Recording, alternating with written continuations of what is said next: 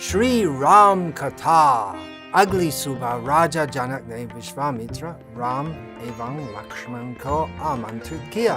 उनका आदर पूर्वक अभिवादन करने के पश्चात उन्होंने कहा, मुझे ज्ञात है कि ऐसे महान व्यक्ति किसी गंभीर उद्देश्य के बिना यहाँ नहीं आएंगे, अतः कृपया मुझे बताएं कि मैं आपकी क्या सेवा कर सकता हूँ।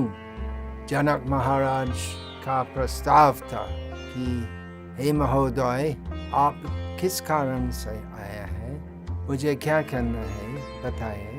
क्या किसी राक्षस का वध करना है, मुझे आदेश दे। विश्वामित्र ने प्रसन्न मुद्रा में उत्तर दिया, राम एवं लक्ष्मण उस आश्चर्यजनक धनुष को देखने के लिए यहाँ आए हैं, जिसकी पूजा अर्चना आप दीर्घ काल से कर रहे हैं। तब महाराज जनक समझाने लगे, पूर्व काल में इस धनुष का उपयोग शिव द्वारा उनके ससुर दक्ष के यज्ञ को भंग करने के लिए किया गया था।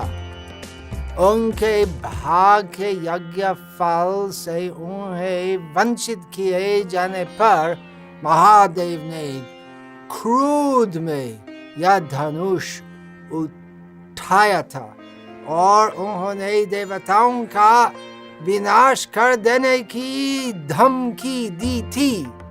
चेतना के पुनः लौट आने पर देवता शिव को शांत कर पाने में सफल हुए।